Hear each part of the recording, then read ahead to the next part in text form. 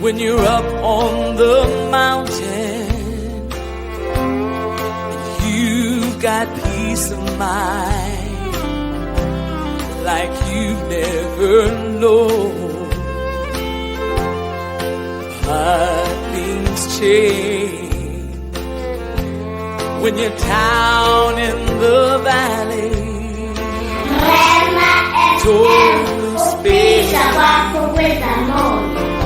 for you're never alone.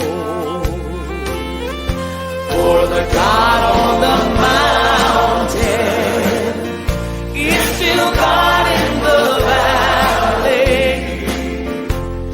When things go wrong, He'll make them right. And the God of the good times is still God. Hallelujah, siyabingelela egameni likaJesu Kristu waseNazaretha bazalwane. This is Apostle SS Hadebe kuRema FM egameni likaJesu Kristu waseNazaretha. Siyambonga kakhulu uNkulunkulu, sibingelela kuyo yonke indawo. Namhlanje ngifuna ke sibuke uKristu nokufa kwakhe nokuza kwakhe azosihlawulela esiphambanweni egameni likaJesu Kristu. Siyafunda ke bazalwane laphana kuRomans chapter number 3 verse number 23 sime ku25. Ifundeka kanje ke bazalwane. Ngokuba bonke bonile basilalelwe inkazimulo kaNkulunkulu, verse 24. Balungisisiwe ngesihle ngomusa wakhe ngokuhlengwa okukuKristu Jesu. Amisileyo, verse 25 loyo. Amisileyo uNkulunkulu abe ihlawulo ngokukholwa egazini lakhe. Kubonakalisiwe ukulunga kwakhe ngokuyekelelwa kwezono ezenziwe ngaphambilini. Hallelujah. Ngiyathanda ke ukuthi ke sibuke kakhulu ukubaluleka kwe-Good Friday nokubaluleka kokuza.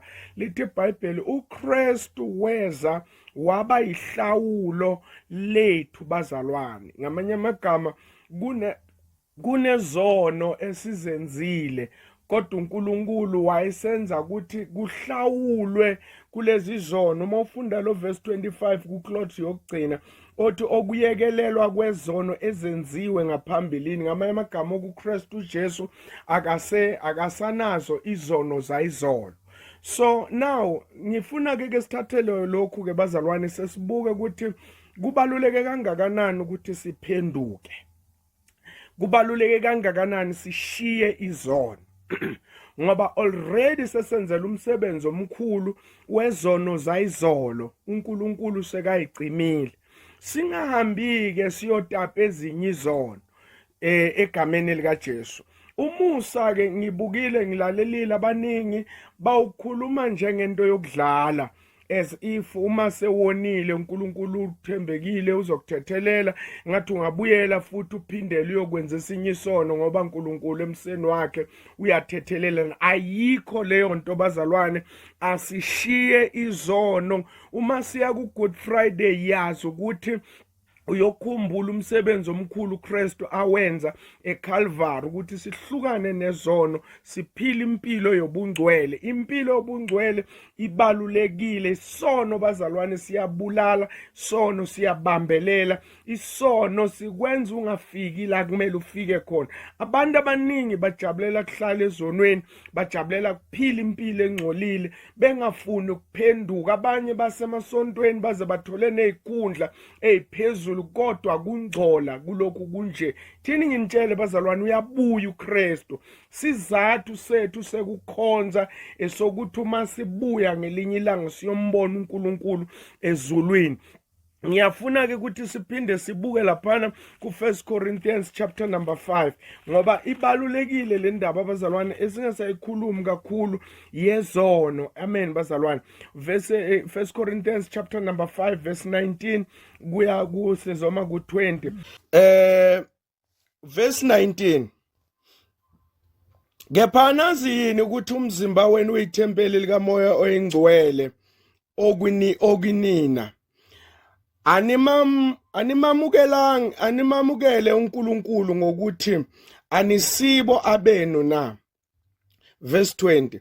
Ngokuba nathengwa ngenani elikhulu, ngakho-ke mbongeni uNkulunkulu emzimbeni wenu.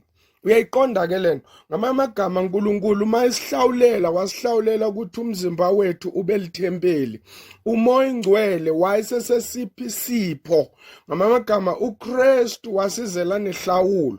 Umoya Ingcwele wayesesipha isipho sokuthi azohlala kithi. Manje ke akakwazi kuhlala Kristu engafiki, because uma ngabe uyachecka nakuGenesis chapter number 1 kuverse number 2 lithi iBhayibheli umoya kaNkulunkulu wawehla wenyuka. Awukwazi kuhlala umoya oyingcwele uKristu engafiki. Kuverse 3 sesizwa kukhona uNkulunkulu lithi uNkulunkulu wathi makube khona ukukhanya. In order for the Holy Spirit ukuthi ahlale kithi sidinga kuqala ukuthi silungisisiswe ngoKristu, abe lihlawulo lethu, simamukele aphile kithi nathi siphile kuye. Nikhona bazalwane.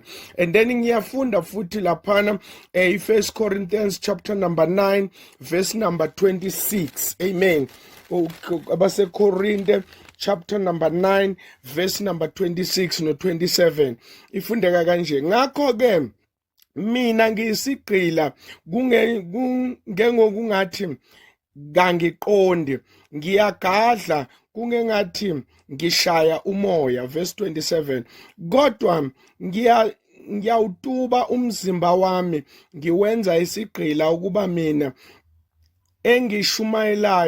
engishumayeza abanye ngingaliwa mina uqobo. Ngamanye amagama bazalwane, we are not preaching something that we are not living with. Before you become a preacher, kumele ube convinced ukuthi umzimba wakho uyawutuba.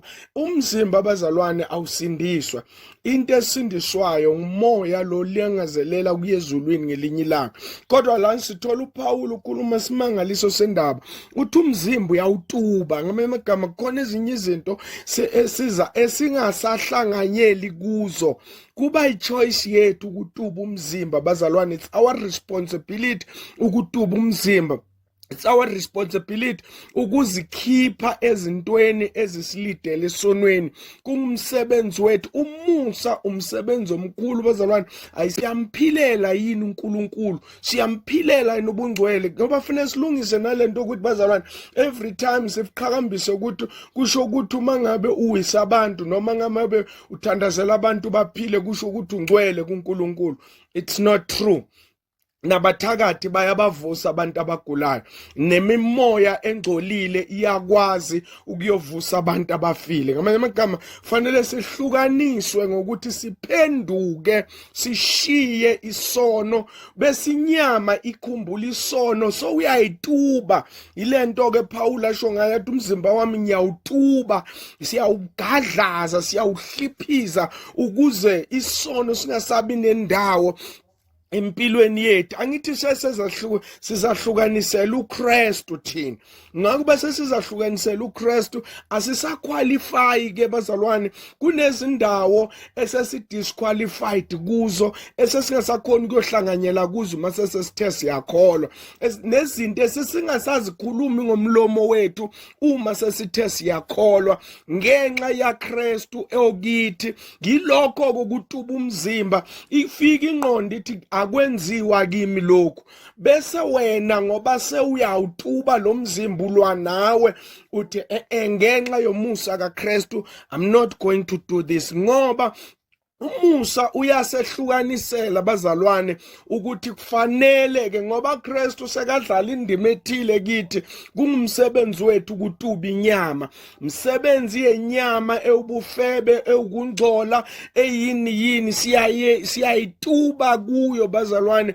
Kuyabiza kuphuma entweni engcolile uma seyisegazini kuwe, kodwa uyayituba uze uyitubele ukuthi uKristu azakhazimuliswe empilweni yakho ekugcineni. Siyawutuba umzimba, siwutubeni bangcwele ukuze sizombona uKristu. Angeke simbone Kristu ngamagama amasonto ethu. Siya ku Good Friday, ngifuna ukukulungiselela sisaya ku Good Friday.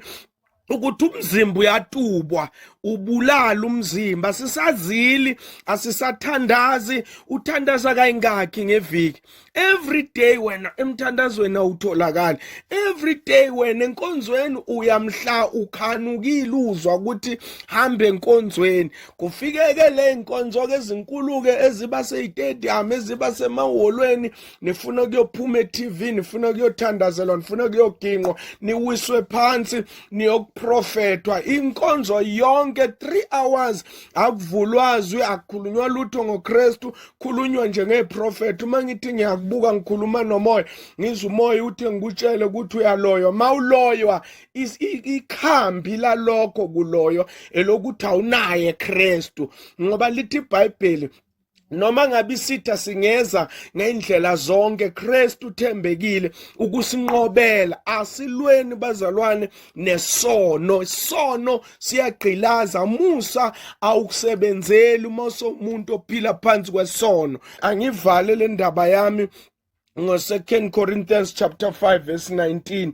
bese ngiyacabanga ukuthi sengiya ekupheleni ngenxa yesikhathi sethu. Ifundeka kanje yona 2 Corinthians chapter number 5 verse number 18. Asiqale ku-18. Kepha konke kuvela kuNkulunkulu owenza ukuba sibuyisane naye ngoKristu, wasinika inkonzo yokubuyisana. Ngokuba uNkulunkulu ekuKristu wenza ukuba izwe libuyisane naye, engababaleli iziphambeko zabo, ebeka kithi izwi lokubuyisana. Ngamanye amagama, uKristu makenza le nkonzo wayenza enike uNkulunkulu yokuthi sibuyisane naye. Asibuyisane noNkulunkulu bazalwane, ngaphandle kokuphenduka akukho kubuyisana. Ukwamukela uKristu ngona okungiphambili. Sizozithola sihamba izinyanga, sizozithola sithakatha, sizozithola siloyiswa yini? Kristu akakamukelwa njengenkosi nomsindisi. Ukholwa kahle, ucula kahle, but Kristu uyamukelwa ngaphambi kokuba. Ukwamukela uKristu ke bazalwane kufana nokuregister esikolweni. You do not qualify to write a final examination uma uKristu ungakamamukeli njengenkosi nomsindisi. Let me go to the last scripture esibalulekile, u1 John chapter number 1 verse number 9. Ngiyaqeda lana. Uma sizivuma izono zethu, uthembekile ulungile ukuba asithethelele izono, asihlambulule kukho konke ukungalungi. Awuhlambulule ungakavumi. Sihlushwa ukuthi every time sithandaza bo back to the sender, sithandaza ukuthi siyazondwa, sithandaza ukuthi siyahlupheka. Lithi iBhayibheli lasiqale khona lithi uNkulunkulu usithethelele. Uma esithethelela bazalwane, akasasibalelanga izono zayizolo nezono ebesizenzile phambilini. Nikhona sibuyele lapha kuRomans chapter number 3. Sengifuna kuvala ngayo bese siyathandaza. Romans chapter number 3 verse 25 lithi amisileyo uNkulunkulu abe yihlawulo ngokukholwa egazini lakhe. Ngamagama, igazi lakhe lanele ukuthi igazi lezimbuzi neleinkomo libhelwe out, lingasasebenzi, lingasabi namandla. Igazi likaJesu ngilolodwa, alihlanganiswa, alixutshwa, limile nje, limile ayebo lingamen. Icloth lelandelayo ku25 lithi kubonakalisiwe ukulunga kwakhe ngokuyekelelwa kwezono ezenziwe phambilini. uNkulunkulu uma ufika kuye uyakuthethelela, kodwa ke umsebenzi wakho qala uphile impilo engcwele, impilo ehlambulukile. Sisalungiselela kubo Good Friday. Ngifuna wazi ukuthi lokho kwenzeke eCalvary akwenzelwanga just ukuthatha umusa siwenze isketch, kodwa kwenzela ukuthi mase uphile emseni inyama uyayituba uzunqobe amandla esono. Akusinto ke ye one day ukutuba umzimba, akusinto ye one day ukuqala ukuphila impilo engcwele, ukuqala ukuphila impilo clean, uqala ukuphila impilo noNkulunkulu, kodwa kungumsebenzi wethu esilwa nawo kuneneinsila zasemndenini. Sakhulunyelwa phezulu kweqalekiso, kuneqalekiso zemndeni, kuneqalekiso zamagama, kuneqalekiso ekhulunywe nangabangani bethu ebesicabanga ukuthi bangabangani bethu. Zonke lezo zinto izono namaphutha esiwenze thina wenzeka ngoba wena bewungana Kristu Jesu. Thatha uJesu namhlanje, phenduka, uthembekile. Lithi iBhayibheli lapha ku1 John, uthembekile bazalwane ukuthi asihlambulule izono zethu kukho konke kungalungi. Ezayizolo uKristu uzifele, but ungahambi uyotapa uphile phakathi kwezono. Lunge engqondweni, lunge enyameni, ulunge nasemoyeni, inhliziyo yakho ibe ngehlambulukile. Kwesinye isikhathi uma ngabe lezi zinto kulunge konke bazalwane, sengcina uNkulunkulu uthembekile abe nomusa empilweni yethu ukuthi uma sesikwenze konke lokuhlambuluka nalokulunga okufuneka emzimbeni. Abantu ngokomthetho bazalwane, we don't have to report to them ukuthi siyakholwa. Fanele bezwe umlilo osuka kithi uyakubo othi labantu bayakholwa. Uhlanga olukhethekile lolu lasekukholweni. uNkulunkulu womusa anibusise. Phendukani bazalwane, phendukani sizwe. Akuzukukunceda ukuhlabelela amagama esingisi, akuzukukunceda ukujabulela ukushaya kwama-keyboard enkonzweni, akuzukukunceda ukushiya lelo sonto ngoba uthi alikholwa sohamba naleli sonto. Ubumnandi enkonzweni asiyelanga bona, kodwa siyele kuphenduka, silahle namanga, silahle neinkanuko zonke ezithandela kangaka nesono. Sono siyabulala, siyabambelela, sikwenza ube likholwa kodwa ungakhuli, sikwenza ube likholwa kodwa ungadleki. uNkulunkulu akubusise egameni likaJesu Kristu waseNazaretha. God bless you. See you next time. Bye bye.